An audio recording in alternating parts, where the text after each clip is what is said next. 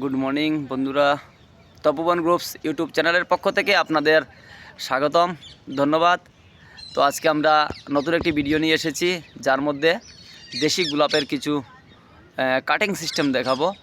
তো আপনারা এখানে দেখতে পাচ্ছেন দেশি গোলাপ রয়েছে। দেখেন এখানে একটি বিশ্বস্তরীয় ইনস্টিটিউট, যেখানে আমি একটি কোচিংয়ের জন্য এসেছি।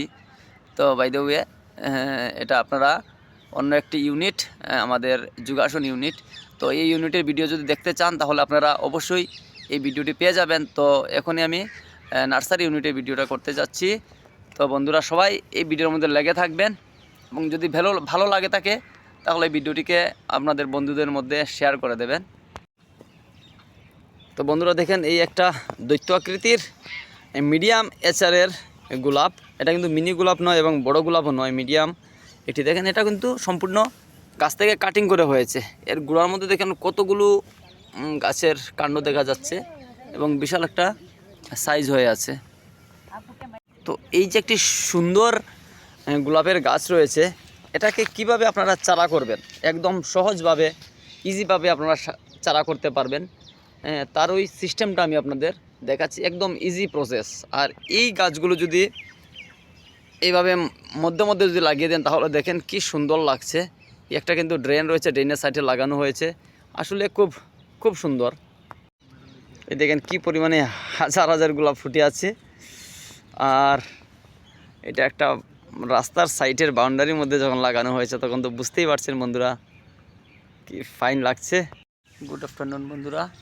তো আমরা ত্রিপুরা থেকে 8 জন এসেছিলাম যোগা কোচিং করার জন্য, ছাত্রদের কিভাবে ভালো শিক্ষা দেওয়া যায় যোগার ব্যাপারে। তো এই এরিয়াটা হচ্ছে সাইয়ের অন্তর্গত একটি সেন্ট্রাল বোর্ড। এখানের মধ্যে আলাদা আলাদা প্লেয়ারদের বা আলাদা আলাদা খেলার যে বিশেষ গুণ আছে, এই গুণবত্তাগুলো শেখানো হয়।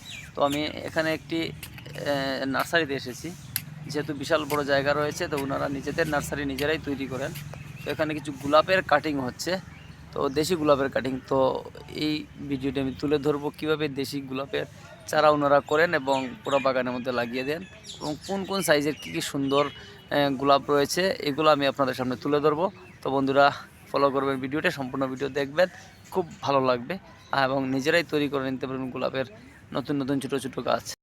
तो दोस्तों देखिए, यहाँ पे गुलाब का जो काटिंग है, ये भाई ने इस काटिंग को ले आए हुए हैं, गाछ पेड़ से काट के ले आए हुए हैं। और ये भी उन्होंने क्या करा है, बिना हार्मोन्स, कोई हार्मोन कुछ भी नहीं है, बिना हार्मोन लगा के ऐसे ही आप गाड़ दे रहे हैं। देखिए यहाँ पे पूरा सिस्टम जो हुआ है, बड़ा ड्रेन जैसा कर लिया उन्होंने।